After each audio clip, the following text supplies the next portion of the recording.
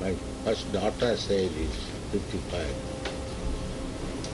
She was born in 1923. You are also born?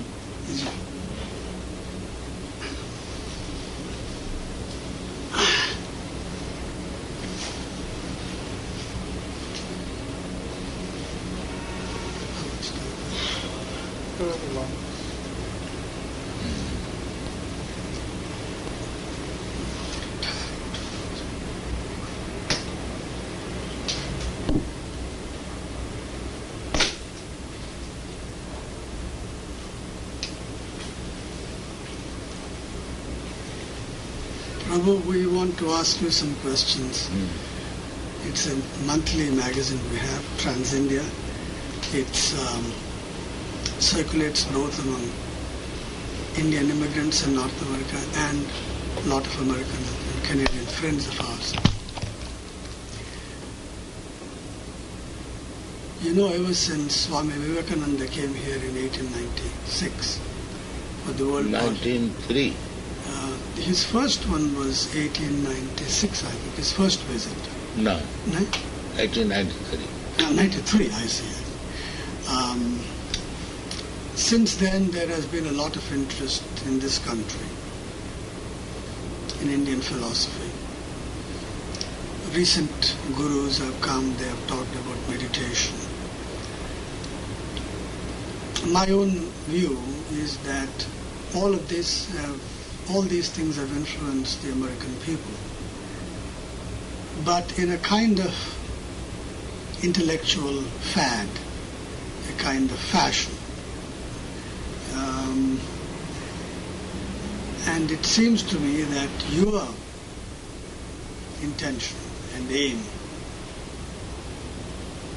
is not merely to cater to the mind, cater to reason, cater to the intellect, but effect a kind of transformation of man himself. Is this why you have introduced a whole way of living, a whole way of life? Am I right in suggesting that? Yes. It is a different platform of life, spiritual. Generally, people are on the material platform, on the bodily concept of life, and the whole world is going on with that wrong conception of life. Actually, as soon as we think that we are this body, we are immediately on the platform of animal life. In the Bhāgavata it is stated, jasātma-buddhi kunape tidhātuki. Anyone who is thinking, identifying himself with this body, and similarly with other references, jasātma-buddhi kunape tidhātuke sadhik kalatra dishu bhauma ijjadhi. In relation with body, we think of family, community, nationality. In this way, our civilization is dog civilization. That is not human civilization. Human civilization begins when one understands that he is not this body. Brahma-bhuta prasannam, aham brahmasmi. Perhaps you have heard this word, Vedic mantra. I am not this body. I am spirit soul. And that is the beginning of Bhagavad Gita. Dehi-nasmin yatha dehe kaumara yauvanam jara. Asmin dehe, within this body, there is the soul. So, on account of presence of the soul, we are transmigrating to different bodies, just like from childhood to boyhood. The body of a boy is different from the body of a child. But the same soul who was within the body of a child has now come within the body of a boy. And the same soul again will go in the body of a young man. And the same soul again will go in the body of an old man. And the same soul, when the body of old man is finished, then he enters another body. Tatha dehantara prapti. So the soul is transmigrating from one body to another. A part of which we can see in this life. I was in the child's body, I was in the boy's body, I was in the young man's body, now I am an old man's body. Similarly, as my child's body being finished, I have entered into the boy's body. My boy's body being finished, I have entered young man's body. Similarly, when this body will be finished, I shall enter another body, new body. That will be given to me by nature according to the mental condition at the time of my death. Jang jang bhapi smarana bhāvāṁ tajattanti kalevana. So this is the law of nature. So people are not educated in the law of nature. They are educated in animalistic life. As the dog is thinking, I am dog, and barking. Similarly, if a person thinks I am Indian or I am American, so there is no much difference between the dog and the man. The man must think otherwise, that I am not this body. Then the civilization, human civilization begins. Arhate Brahma Jignasa. Unfortunately, there is no education. This education was little there, even in India, that is now becoming finished on account of this Western influence. So that is now practically finished. But this Krishna consciousness movement begins from the understanding that I am not this body. Therefore, its activities are different from the activities of bodily conception. People cannot understand. That is the difficulty. Prabhu, you, in this country, you have a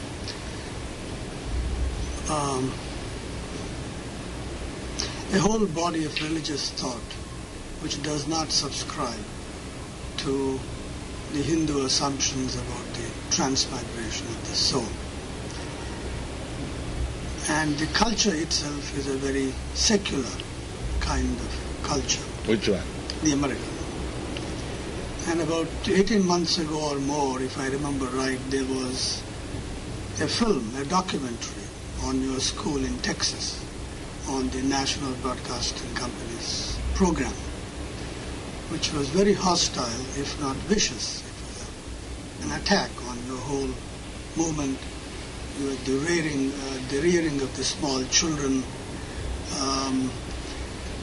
So my question is, what is it that made you bring your movement into a culture and a religious ethos which is hostile to begin with most of your major assumptions?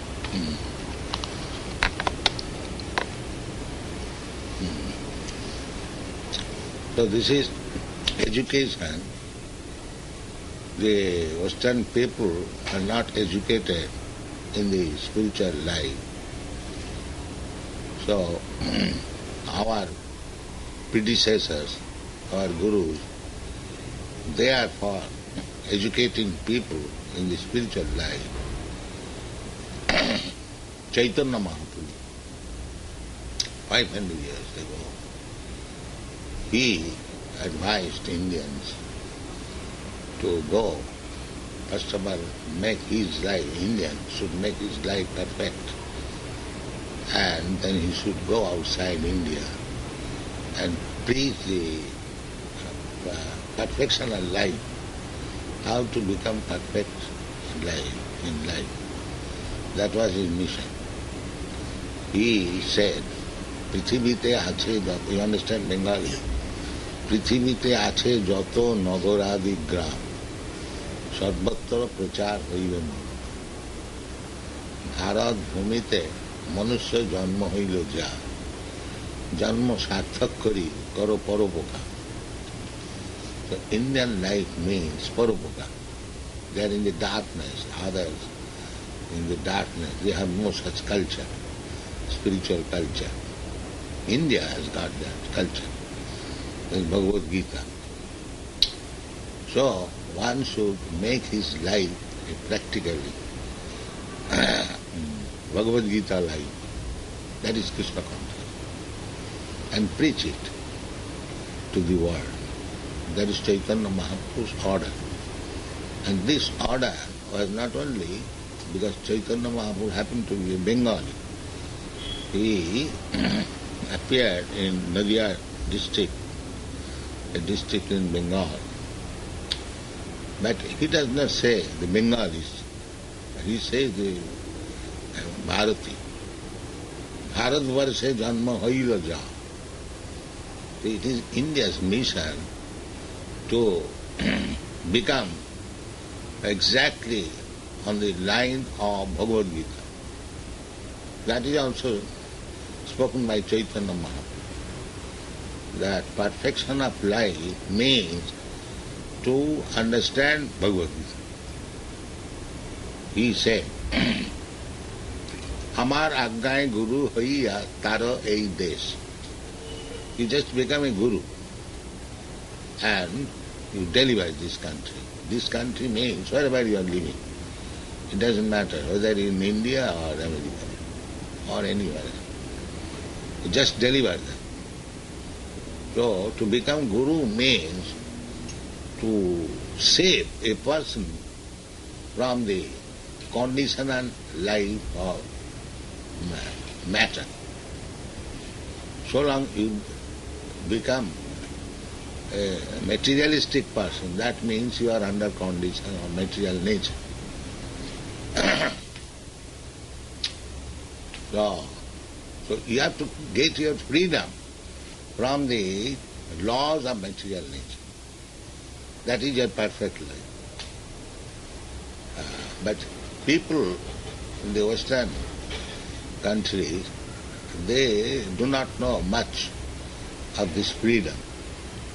India knew it, or some of Indians, they know it. But at the present moment, they being conquered or influenced by the Western culture, they are also losing their identity. Therefore, my Guru Maharaj ordered me to do something about the spiritual life in the Western countries. On account of this, I came here.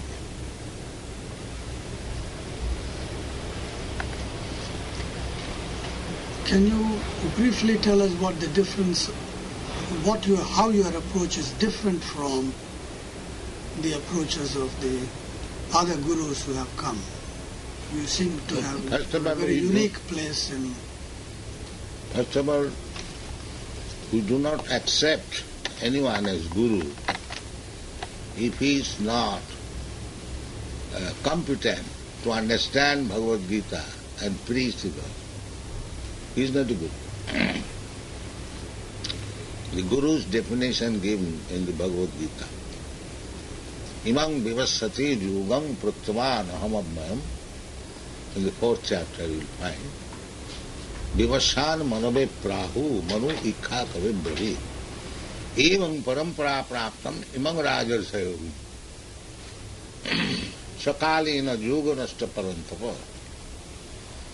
Krishna said to Arjuna, my dear Arjuna, this Bhagavad Gita philosophy or yoga system, first of all I spoke to the sun god, and then he spoke to his son Manu.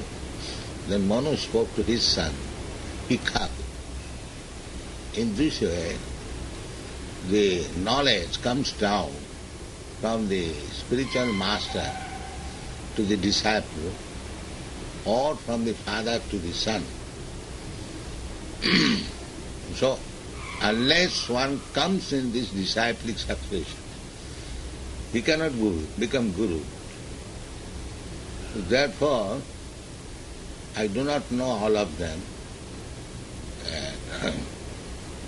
All the swamis and yogis who came here, they do not belong to this parampara system. So therefore they are not bona fide guru. They are presenting themselves as guru, but they are not guru. Therefore people are misled. People are misled. And this is the first time that we presented India's traditional philosophy and life as it is understood by the parampara system. Therefore it is being so well received. Vivekananda came here, as you said, 1893, before my birth. I was born in 1896. But they have worked for 85 years, what they have done. But I have worked here for 7 or 8 years. It is now worldwide movement. Why? Because we presented the things as they are. Evam paramparama. That would is effective. So, if the things are presented as they are, the customers will automatically come.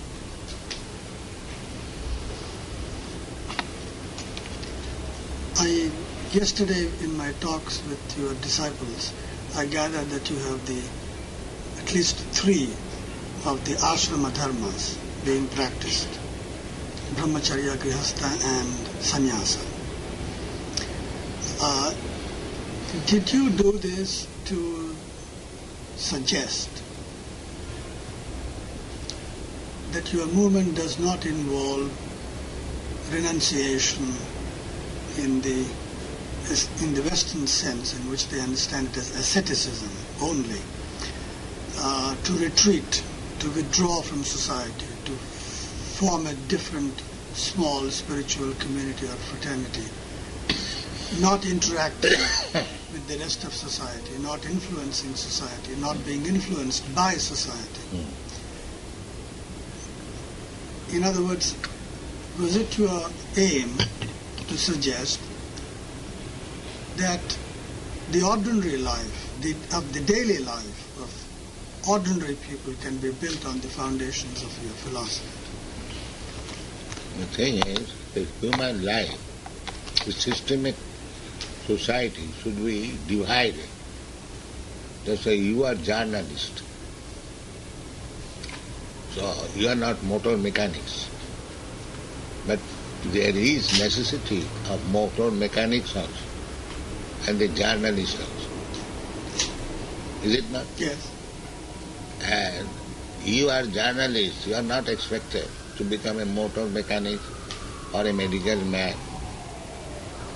But your function is also required in the society. Similarly, the Vedic society was divided into different sections. That is called varṇāśrama. 4 varnas, 4 ashrama. That is very scientific. Brahman, Kshatriya, Vaishya, Shudra, and Brahmachari, Grihastha, Vanaprastha, Sangha. So, Krishna consciousness movement includes this system of division of society. That is perfect society. Therefore, we are trying to introduce the varṇāśrama system, although it is very difficult nowadays. But if one becomes a devotee, which is above varṇāśrama-dharma, then the purpose is served. In this age, although varṇāśrama-dharma is very scientific, and Krishna consciousness movement includes this. But we are mostly trying to get to the topmost part of varṇāśrama, sannyas, or above that. That means Vaishnava. In the Bhagavad-gīta it is said, sagunānu samatrittāyitāna brahma-bhujāṁ kalpata. One can immediately transcend the jurisdiction of three modes of material nature if he engages himself in the devotional service of the Lord. Māṅ-ca-vyāvichāriṇī bhakti-yogena ja-sevate sagunānu samatrittāyitāna brahma-bhujāṁ kalpata. So actually this varṇāśrama system is meant for bringing the man in the lower status of life to the higher status of life. It doesn't matter one is born in a low-grade family. That is also said by Krishna. Māṅ hi pātha vyapāsvitya jepishu papajoni. Like that. Striya vaisya tatha sudra. In the human society, woman, the Vaisya and the Sudra, they are considered in the lower status, not very intelligent. Te bhijanti param. They cannot Sudra. So, in the Western countries, according to Vedic calculation, they are mlecchas javanas, low grade. But Krishna says, jepishu papajona. He can also be elevated to that extent as he can go back to home, back to God.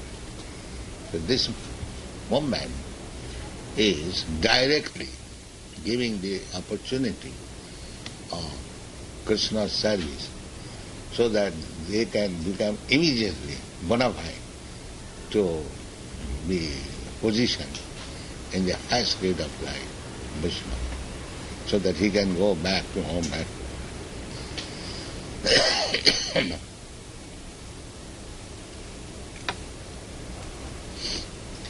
to almost the whole world and all civilizations look down upon the varṇāśrama-dharma as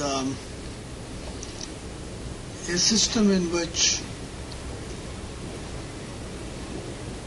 hierarchical and stratified conditions prevent human beings from progressing. They think of our system. They do not know what is progress. Yeah. That I was talking with the people. Just like they do not know that their material life means they are in the prison house for being punished. They are so dull-headed. They are taking the activities of punishment as regular life. A man is put into the prison house and his engagement is breaking the bricks. So he has forgotten that this breaking of bricks is not my business. I am meant for living freely outside the prison house.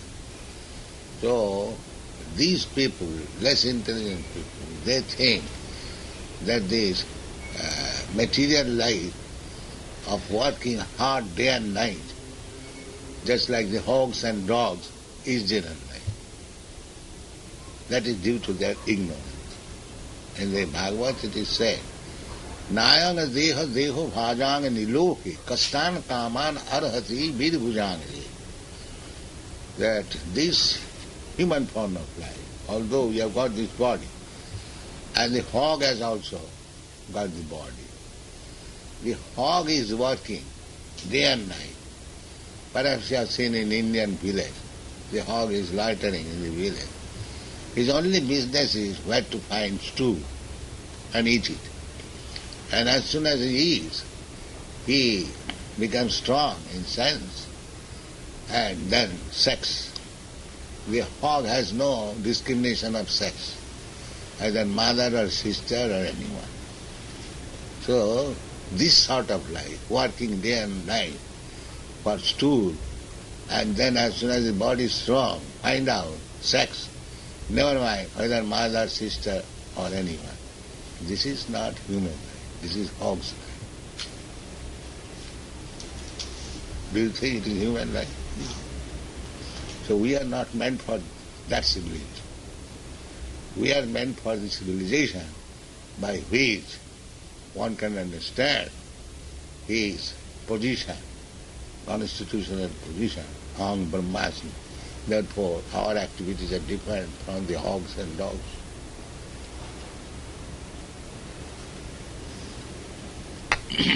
So what is generally taken here, and this is the American bicentennial year, and the Declaration of Independence talks about life, liberty and the pursuit of happiness. Are you suggesting then that what is taken to be life is actually the antithesis of life? What is taken to be liberty is actually enslavement, and what is assumed to be the pursuit of happiness is nothing more than a rat race in which you try to make the best of what you can? They do not know what is happiness. Bhagavad-gītā finds out what is your distress. Can anyone say what is the actual distress? They do not know it. Distress they are taking as usual part of life. In the Bhagavad-gītā it is said, Janma mrityu jara vyadhi dukkha dosanu darshanam. This is philosophy, to find out distress, what is distress. This is directly said by Krishna. That these are distresses. Janma, mrityu, jara, vyadhi. To take birth, to die, to become old, and to become diseased. But they do not know. Not only there, everywhere, all over the world. They take it as part of life. Janma, mrityu, jara, vyadhi. When a man becomes diseased, when a man becomes old, or when a man dies, they take it as usual. And they have been accustomed to these distresses so much that they do not take it as distress.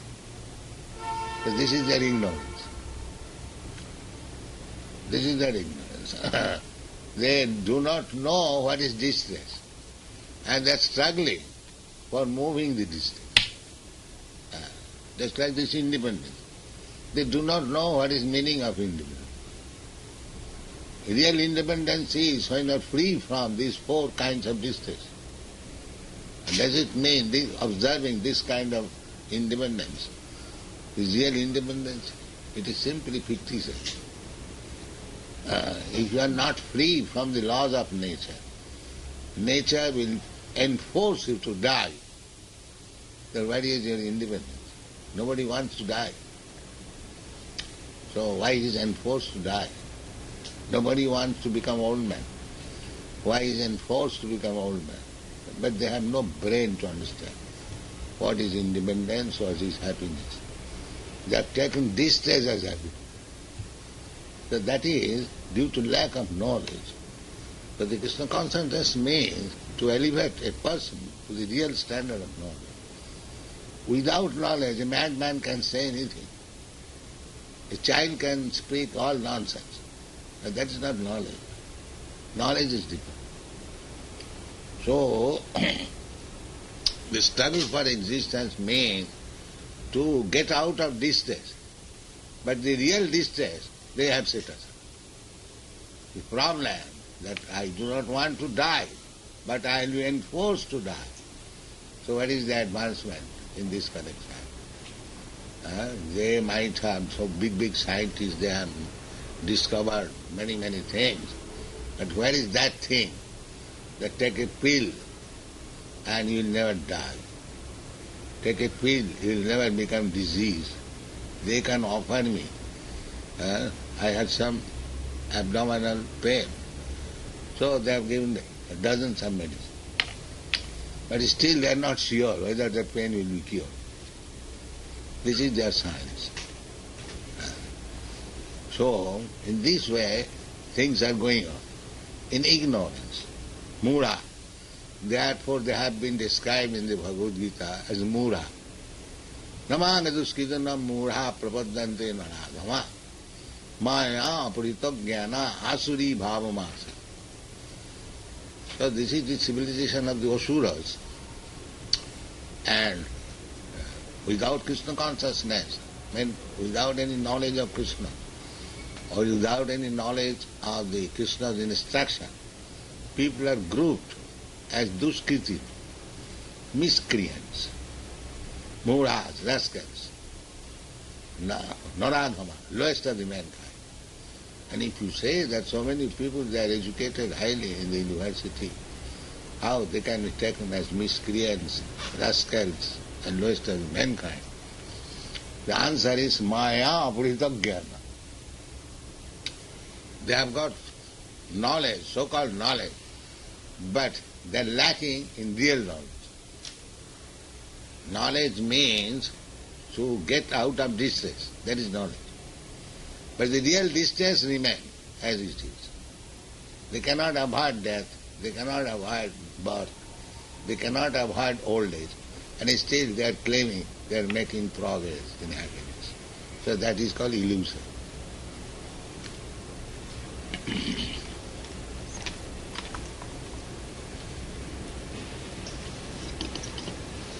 Prabhu,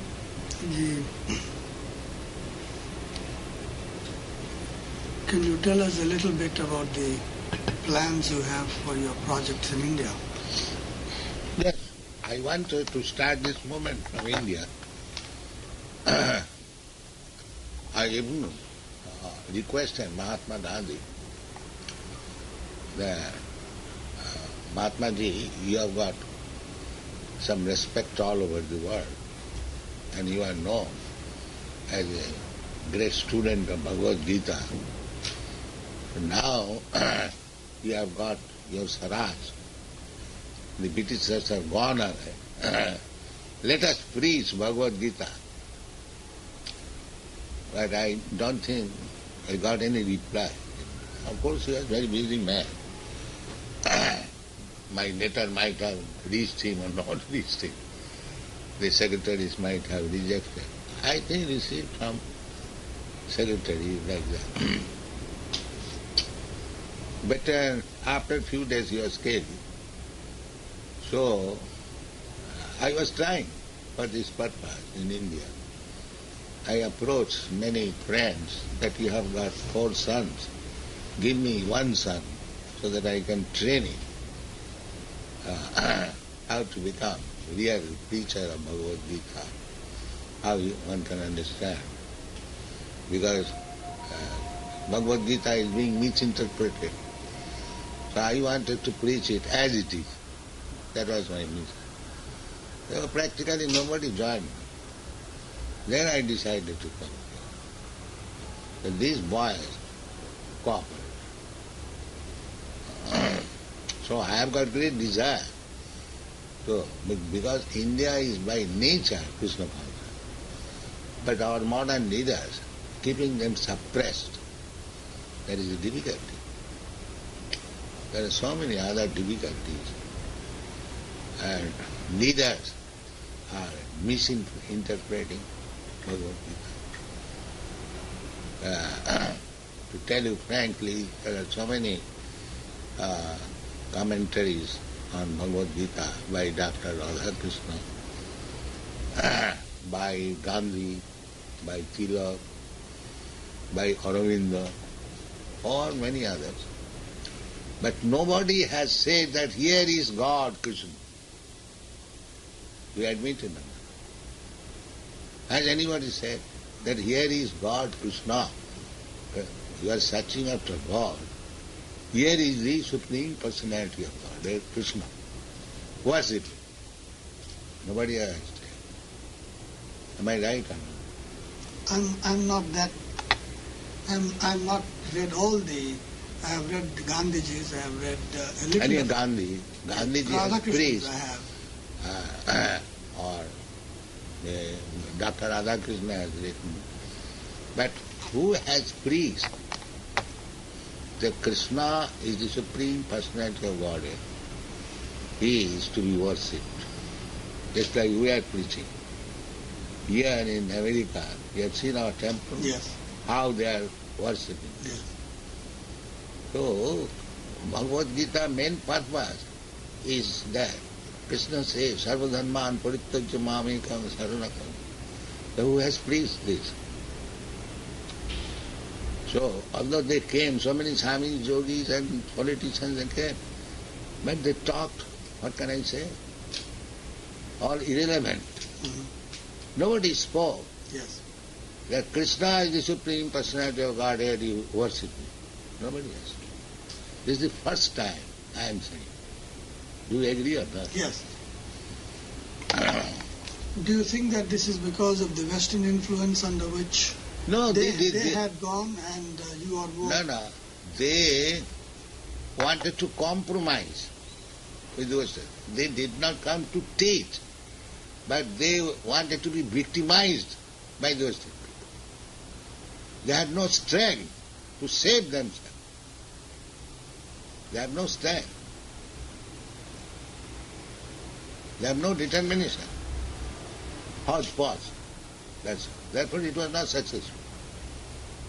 Not a single man became Krishna conscious. Even nowadays, the Vivekananda is famous in India that he preached in America. All Americans have become Vedantis, something like that. Now, practically, we have gone in Vrindavan. Yes. Recently. No, not recently. You have seen our temple? No, I have not. So we have got our temple. That is considered the best temple in Vrindavan. You can show the picture. So thousands of Americans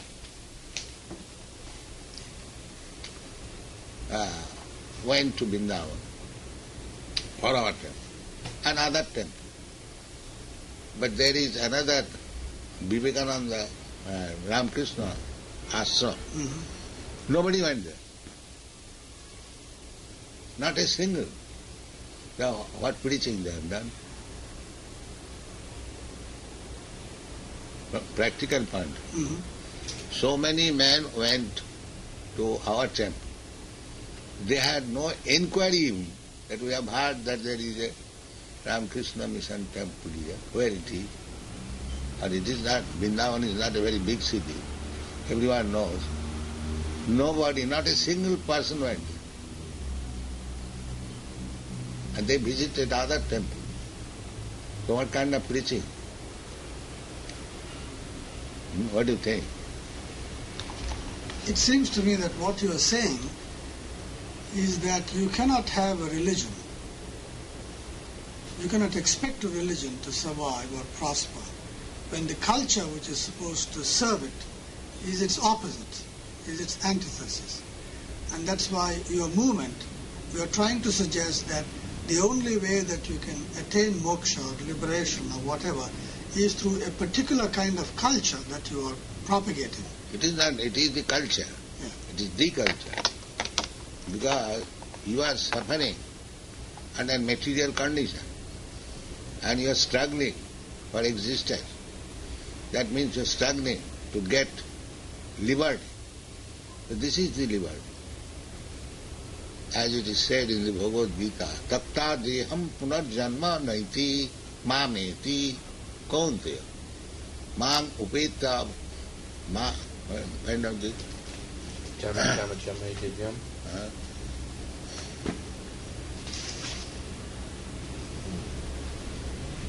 Janma-kāma-ca-me-divyam himyogati tatvata chakva deham pana janma naiti mamati sojana.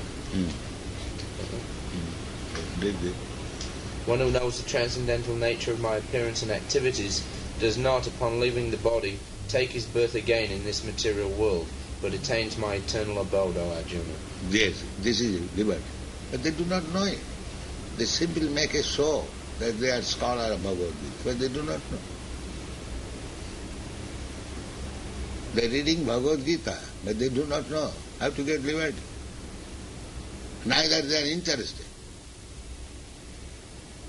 They want to stay here and subjected to the natural material condition.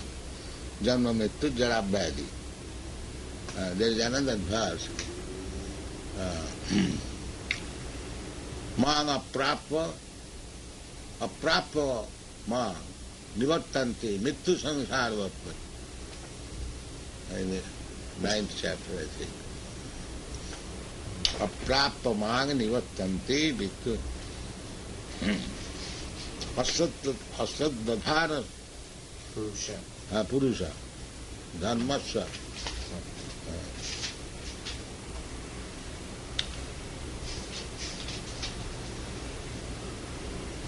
aśrata purusha sa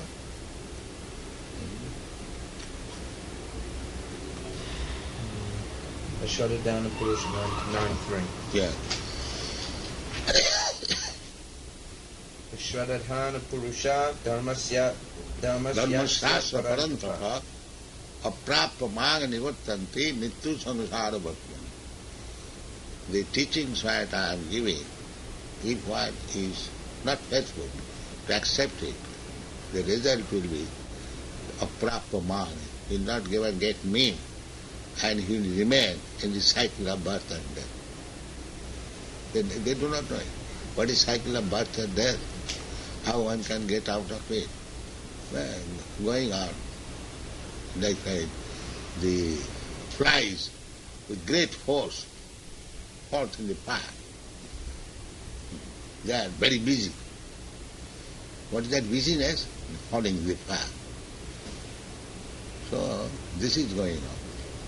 So this Krishna consciousness movement is just to save the people to go down by the force, enforced by the laws of material nature in the cycle of birth and death. Krishna says, tatha dehantara prāpti, you have to accept another body. But suppose you have got an Indian body, and next birth if you get a dog's body, then what is your success? But nature will work. You do not know what is the nature's law. Prakriti kāmān gunai karmāni. Neither you can check nature's law. So what is the value of your so-called activities? Jumping. There is no value. One last question then. What you are saying, the thrust of your movement is the true religion is not something that you just believe, it is what you are. You believe or not believe. A fool's belief is different from a learned man's understanding. So if he says that I believe in it, nature's law is different. Nature will not care whether you believe or not believe. It will work. Just like if you have infected some disease, so you are getting fever. Now if I say, my dear Mr. Satan said, now you infected smallpox. Therefore symptoms are there. And if you say, no, I don't believe it, so you will be protected from the laws of nature. So this is rascal's proposal. I believe, I don't believe. You believe and not believe, who cares for it? If you have infected, karanam gunasanga asya sadasat janma jonish, kind of.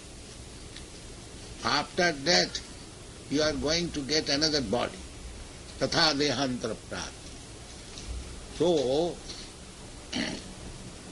How you can know what kind of body you are going to get? First of all, generally they don't believe. That's why. So they believe or not believe, the process is going on. So this is going on in the modern world. I don't believe. You believe or not believe, you cannot check the nature's law. But that dull brain cannot understand it. The nature's law is very, very strong. Daivi-jesa gunamai mama maya durutvaya. By thinking that they will conquer over nature. That is their proposal, is it not? Anyone? They think that they will conquer over the laws of nature. Such foolish things are going on. So, we are trying to say, by presenting Bhagavad Gita as it is, to save these fools and rascals from a dangerous type of civilization.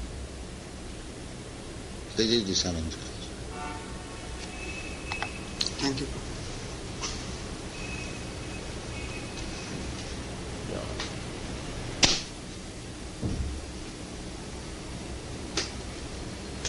Anand Mohan.